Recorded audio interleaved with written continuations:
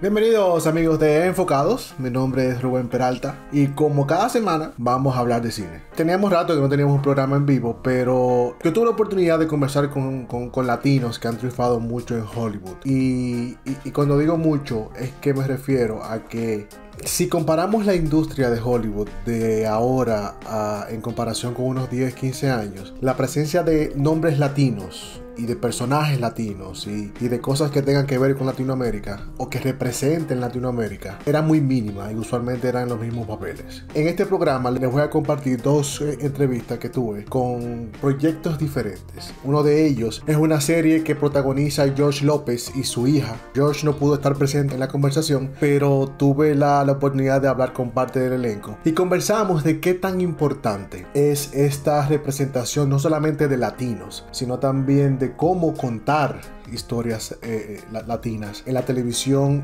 streaming, porque yo siento como que yo que vivo en Miami todavía siento que hay ciertos clichés con nosotros los latinos, incluyéndonos que nosotros los latinos somos tan diferentes de acuerdo al país que vivamos o del país que vengamos si estamos inmigrando. Otra conversación fue con dos chicas con mucha energía, que ellas presentaron una serie web, una serie que hicieron para la web, pero que presentaron en el festival de Austin, en Southwest by South, este año, una serie de 8 episodios, se llama Chuchi Adaliz. Ellas son el nombre de ellas como personaje, pero son historias acerca de jóvenes latinas que tan difícil se le hace abrirse en el mercado laboral en Estados Unidos, aún siendo profesionales, que eso es lo que a mí más me llamó la atención de este proyecto. Como ya les comenté, son dos conversaciones que tuve con personas latinas, con jóvenes latinos que están representando diferentes culturas y diferentes maneras de pensar y maneras de vivir y que tenemos latinos, aunque al final todos somos latinos o hispanos también, tenemos que entender que venimos de sitios diferentes y que tenemos culturas diferentes, y eso es lo que hablan en estas conversaciones.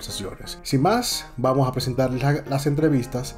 Como les comenté al inicio, esta primera conversación que les voy a presentar es con parte del elenco de la serie George López versus López, que creó y protagoniza el comediante de origen mexicano George Lopez. Aquí vamos a conversar con parte del elenco y de qué tan importante es esta serie, porque lo interesante de esta serie es que es protagonizada por George y su hija, pero se utilizan muchas cosas de su tradición, de su vida, de su día a día. Y ahí es que se muestran este tipo de cosas que realmente han pasado dentro de la vida de ellos y que la llevan a la televisión de una manera muy jocosa. Aquí les dejo mi conversación con parte del elenco de la serie López versus López. Hi Chelsea, hi Jessica, hi Harvey, how are you guys? Good. We're good. How are you? I'm great. I'm happy to see you in outside our TV, box. We're in another box now. But this is more fun because you're live talking to me. Yeah. One of the things that I love about the show, it's how pain it's managed through comedy, and because it's a dysfunctional relationship, father-daughter. And how this was explained to look natural and to not feel like we are hurting more people that probably is going through the show. Ooh, that's a really good question. I know for me, because I have not an identical relationship with my father, but very similar. And I love watching the show because I feel like sometimes the only way we can get out of that dark place laughing. I think that's such a specific people, immigrants, anybody has had a tough road. You have to laugh in order to not continuously cry.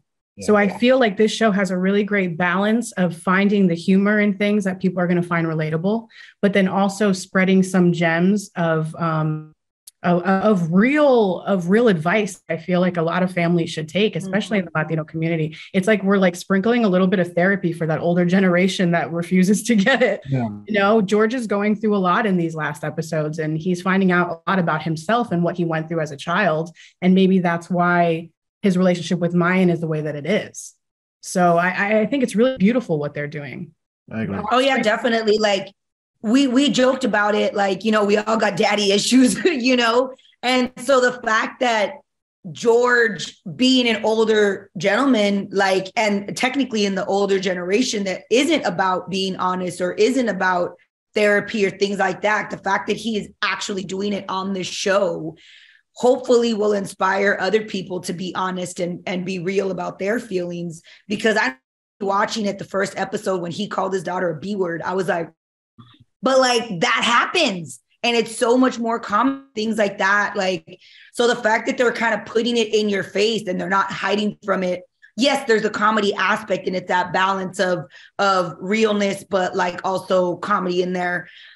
It's just a really beautiful thing. And I think it's very necessary. I think this is a show that can bridge the gap between that generation and the next generations, you know, where we can like make fun, but also be real and take all the advice and the lessons that they're trying to show the world.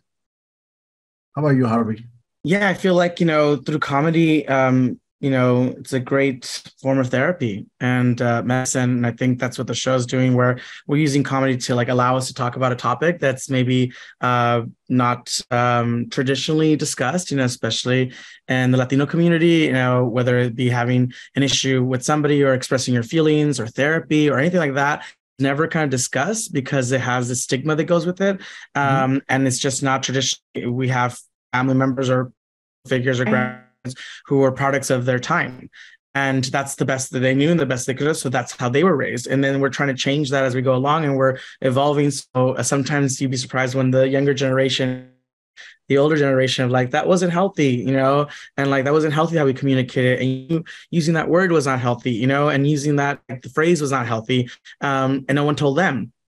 There is like a bit of a educational moment for everyone, and we're all learning. And we're just I'm happy that we can use comedy to kind of tackle some serious things that we are, discussing in the community and going through, and we can all relate. And not just us as Latinos, but people of color, that can relate to it. And any family that watches is has their dysfunctional moments, and we can all learn. It doesn't matter what the background is. We all learn to communicate better and to ourselves. But I think it's something cool about that we have like a different belief. Like our homes, we can have trauma, so we can fun. Like there's a crazy uncle, like your dad always doing something, and I think that's a pretty cool that the show has portrayed in a respectful way, but also in a conscious way. Because I had this conversation with someone about mental health and how about the stigma that we don't need, counseling because we're good. Like we can fix things. I think the show has opened that door. Like, how about my dad having counseling? But many of that generation are not open to be that open with a strange, basically. But also that I was investigating, I love how it was created. I think Mayan to a TikTok and I think new technology has having like a huge big influence. What do I think about how this show was created and the source that they are adapting their own life to a show, but without have that separated line of my private show on TV? Woo. Well, it's very meta, isn't it? It's very like, and did that on TikTok. That was a spark that, kind of came from it, and the creative juices were flowing, where it's very relatable. It's just a new way of looking at things and how we communicate. And what a great thing that we can use socials to launch, an idea that could potentially become a comedy that could potentially help families and entertainment at the same time, which is really kind of mind blowing. But going back to what we said earlier, it's like, it's hard to teach older generations about anything about communication or mental health, or like, because you think it has local, it's like if you go to therapy, you're crazy. That's automatically a stigma that goes with it. I think we could all benefit with a little bit of therapy, family therapy, or like individual therapy. It's just talking to a non-biased party. It's talking to someone who has nothing to gain by giving you organic, honest truth. And sometimes our therapy, which is not healthy in Latino communities, like we go and talk a chisme with someone and be like, you hear what happened, what do you think they should do? And then you go tell someone else.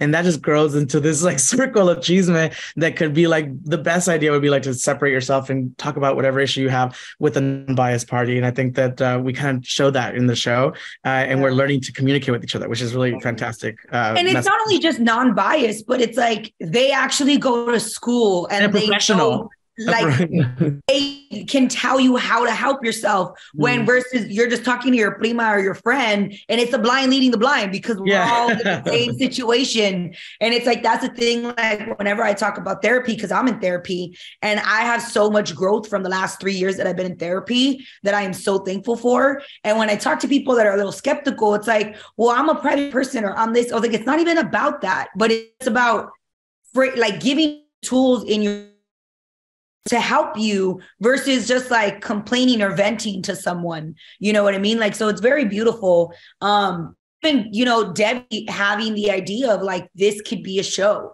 and the fact Mayan was open to it and putting her trauma out there, that George was open to, in a sense, putting his villain out there because people can look at him that way because he wasn't the quote unquote dad that everybody expects people to be. And so I think it was very vulnerable for all parties involved. And it's very beautiful because I know I feel way more seen watching this show with my daddy issues. How about Jessica to wrap up?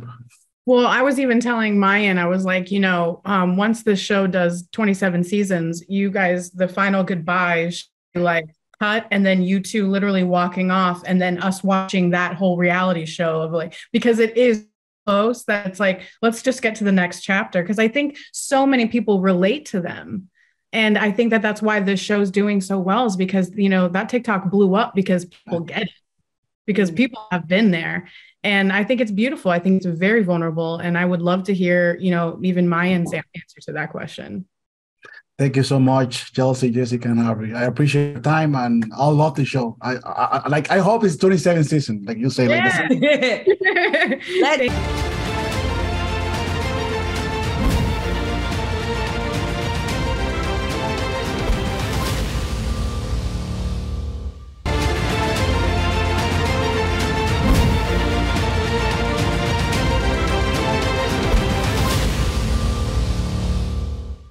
Espero que les haya gustado mi conversación con la gente de López versus López. Y ahora, como les comenté también al inicio, es una conversación muy animada que tuve con dos chicas de la serie Chuchi y Adalys, que sus nombres son así, Chuchi y Adalys. Es una serie que ellas crearon, que tenían ya pensado hace mucho tiempo. No le quiero hacer mucho la historia porque hablamos de todo eso y de qué tan difícil es a veces el mundo laboral es para los latinos cuando ya son profesionales y tienen una carrera ya consumada dentro del mercado en Estados Unidos y lo despiden y ahora tienen que salir a la calle a buscar trabajo. Y pides ayuda a tus amigos y qué cosas pasan en eso de pedir ayuda y qué tanto molesta una persona en una casa ajena. Aquí les dejo mi conversación con estas dos chicas maravillosas.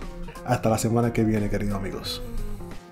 You know, I just saw the short film, and the message that I have is like it's about friendship, how crazy we can be with our friends, and how supportive, weirdly supportive we can be with our friends. How the idea come up to create something so fun and so personal. I mean, we at this point we've told the story a million times, but I mean it honestly never gets old because it's just really nice to keep the appreciation going for Ashley and meeting her. We met on long story short, we met on a panel. It was a Afro-Latina panel that was ran by Nadia Simone. She runs Black Tina, so definitely follow her. She's amazing and does amazing stuff for like Latinas, Afro-Latinos, Afro-Indigenas. You know, she's amazing. We met on that panel. I was just like enamored by Ashley. So impressed. Like this woman had, to me, like has her whole life together and was just so inspiring, was so kind, was so direct, was so inspiring, honestly. And I reached out to her and I was like, I wanted to show her a project I was working on. And I don't know why. I literally don't know why. I was just like, I just want to show this woman something I'm working on because I feel like maybe she can give me pointers or something, or maybe she could teach me, or maybe we could be friends, you know, maybe she'll think I'm talented, maybe, you know, all the maybes that happen. And she saw it and she was so kind to me. And she's like, this is great. Do you want to meet on a Zoom and like talk and work on something together? And I damn near lost my mind. I was like, this girl wants to work with me. You know, like I was so impressed by her. And later we met on Zooms, and she had this idea for working on a project. She's like, I want to work on something that's specific to like, you know, us and like our unique like ethnic background, you know, but not like hitting it on the head, but just like making something fun like that's authentic to us. And she was able to really like birth the brainchild of this and let me put my 2 cents in where I could, and I learned how to write a proper formatted script, which was great because I'm mostly like a jokes writer. And eventually we were just meeting for 2 years in a row. We got her niece, Josely Paniagua, as our writer's assistant. And we ended up just making the project. Also, thanks to Ashley writing a bunch of emails to get us a bunch of funding and doing all the things that I hate doing. But yeah, that's the long story short, believe it or not. I know that's long-winded, but that's the long story short. But you showed this story in one of the biggest festivals in the country. How the audience received this? Like, how was the different feedback that you guys had after the audience watched the film? Because Texas is a very multicultural area, and you have people from all over the place, and press and people who goes because it's also a music festival. So how was this feedback that you guys had after the audience watched the short film? Yeah, so we, I will say we had 2 screenings and both were sold out. Like people were turned away, which was like a nice feeling to know that like it wasn't going to be empty. But we were still like, yeah. And so the first screening was like the most stressful because we didn't know, it's our first time, right? So you don't know, there's 7 projects in our block. So we don't know the orders. So we don't know when ours is going to come on. Like, so we're all like clenching our butts and like really scared. And, everyone in their project is really scared too, waiting for theirs. And so it was just like really tense in the room the first day. But the second time, we already knew the order, we knew the questions, we knew everybody, we'd met everyone. So it was so much more relaxed. And the audience was a lot less of like casting crew and more of just like random people, like, from their music gear, or the, whatever badge they have. And then people were like laughing at our jokes. We're like, great, we're funny, cool. And then people were just like happy to be there. So it was just like a much more relaxed vibe. And we're like, okay, cool. Like we did this. Oh my gosh, we're at South by. Oh my gosh, we did it. Like we really did it. And so the first day was like, and then the second day was like, yeah. No, totally. I also I definitely lean on Ashley to be like the cool one, like she's cool, she's calm, she's collected, because that's her response to like being stressed out. And she just looks really stoic and cool. And I'm like, wow, she's really got it together. I love that because you two are the opposite. Like it's a beautiful balance that you guys have. Because you are the energy, Danny. Ashley, it looks like more calm and not like the same person in the. No, in Ashley's lit. You need to know Ashley. Ashley's lit. She's. I saw you two twerking, and I think that's a real talent. That's a real talent. I can do it. Like I can. If I go that way, I'll pass out. Like for me, I'd never done it before, and I was terrified. Now she's like, "We got to do it," and I was like, "Yes, Captain." And shout out to Alyssa Green. She was on set and like coaching us. She was like, "Okay, arch your back more. Okay, faster." And I was like, the blood's rushing to my head. I'm gonna pass out. One of the things that I have as an immigrant when I move here, it's I come from the Dominican Republic. So when I move here, Dominicano, tranquilo, and it was the job place culture. Like this guy who snitched you because he heard something. Like I lived things like that when I got my first job. This is based on something that happened to you guys, or this is like something that you heard, or something that you want to create something like an environment situation to create what comes afterwards. I think this whole thing, and actually feel free to jump in at any point. I think this whole thing was just like an accumulation of a bunch of our different stories from all of our different friends, all the people that we loved, all the people that wronged us, all the things we wished we said, it was an accumulation of all these things and trying to like break it down to make it like self-aware, grounded, but also chaotic. Right.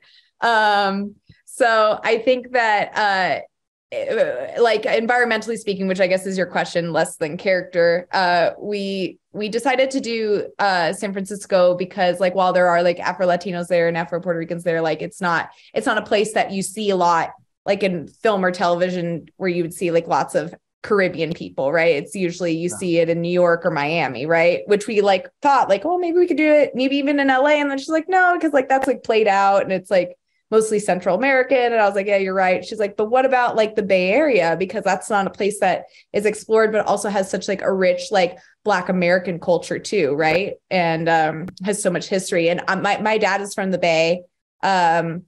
He's from like Oakland area. And then her partner, who was also our co-director for episode 3, who was excellent. Shout out to Lance Holloway, is also from the Bay Area. So I think with our 2 co-signed Bay Area people and with enough time spent there, we thought that we would love to like represent the Bay Area and give it the representation it needs. Because we see so much of one story or the other, but we don't see like a combo blend, right? Yeah, and also from a story perspective, Chuchi and Annalise, they found each other in the Bay. They bonded over their shared ethnic and racial identity, and it makes sense that they would bond over that because there's so few of them there. But Caribbeans find each other anywhere, so they found each other, you know. But as adults, it's not enough to sustain the relationship. So you have an avatar of Oakland and an avatar of San Francisco, and you put them in a room together, and it explodes. And so that's what we have with Chuchi and Annalise, you know, further along into the series. We do have 5 total episodes. Only the pilot was shown at South by. But yeah, so that was sort of one of the reasons, in addition to all the things that Danny said, was that, you know, because there's so few of us there, 1, we're going to find each other. And 2, it's going to make for a really rich story between these 2 girls of like why they found each other and why that, you know, the longer, you know, once they grow up, it's not enough. Yeah. Capitalism just tears everything apart. I agree. But you two make something beautiful, like is to make people laugh. And I think that's hard. But not just laugh, it's like I saw myself in many situations as an immigrant, and I'm sure that many people will see themselves in many situations, mostly with my friends. Like, I love how the first word that you guys said. I think this relationship, this friendship has to be over. And it's not about just friends, because we need to accept them the way they are. And the way that you guys wrote it, and I think it's very personal, like I said, and it's funny, and it has energy, and it has this, I don't know, like hint of intimacy. And it works. And I just wanted to say that, congratulated. And I just hope that, I don't know what's next for you to create. And I'm curious about it. Well, we're trying to holler at our girl Hulu. If she wants to send us a couple mil, we'll make it beautiful, even more beautiful than it already is. Also, but I just want to also say thank you for saying all the beautiful things that you said about our series. We worked very hard to make it like all the things that you said, and that was really nice. So thank you. But yeah, we're looking for distribution, and you know, we got some other things in the works. We're at an unannounced film festival in Los Angeles that's going to play all 5 of our episodes. Once it's announced, we'll have Inma kick it back to you if you're in the area and you want to come see it. You're welcome to see all 5 episodes there. And then we also are trying to schedule a premiere, and we're not sure if it's going to be before or after that, but it's looking like we're going to try to make it before. So, but I think something beautiful is happening in festivals. Like, they're opening doors to miniseries, to web series, and show like this that it's low budget, but it has great quality. How do you guys feel with this new power tool that is streaming services like Hulu, as you mentioned, and the festivals open doors for people to show their shows and miniseries? Yeah, so we intentionally, you know, sought out festivals that accepted pilots because we felt like everyone does a short film, but how many people are going to do a pilot? And so, I mean, we played to win, right? So like, so there was a part of us that was just like, well, like we could probably get into the pilot section because everybody's going to submit to the shorts, and the gamble paid off, luckily. So, I mean, I guess hot tip there. But yeah, like, I don't know, what was the question? No, like, how do you guys feel about the streaming services? But you know what? Like the first episode, the pilot works perfect as a short film. Like it is really, like, if it ends like that, it's a great short film. because it's funny and impersonal. But then with the other episodes, you complement the whole storytelling. But with the first episode, with the pilot, I think it's a great short film too. Thank you. So you guys did a great job. We were cinematic. That's pretty cool. That's pretty cool. So thank you for your time and congratulations again. And I hope that it shows in Hulu in a huge banner when I open my streaming services. Speak on it. Speak it into existence. And you know to put subtitles to this because we need to show this in Latin America. Like you have to show this to our people. Like we deserve to watch this. Thank you for doing all that work. We will. That's a really good point though. We should look into Spanish subtitles. Of course, subtitles. And I live in Miami, so I'm sure that you guys, the Miami Film Festival has a now something new for miniseries and shows. So do they? Good. So I'm looking at it now. Miami, no, but also a lot of film festivals in Dominican Republic, in Colombia, in many countries. Panama has a huge one. Like if you have subtitles, I think you guys can open other doors, another project and things different because it's online. You only have to sit for like an hour and a half. It's basically watching a movie, and you watch a good storytelling about Latinos being in San Francisco. That's not usual because usually we see stories of Latinos in big cities like Miami, like New York, Los Angeles, but rarely in other cities. Yeah, it's super oversaturated in terms of where places are located, or shows or stories are located. So we're happy to expand that. We're happy to be proud of that. Yeah. Let me know because I can help you to show you in DR. We have a huge festival in January. Say less. Got your number, Ben. Merengue all night. Let's go. Dominican Dembo. Yeah. Yes. Thank you so much, and I hope.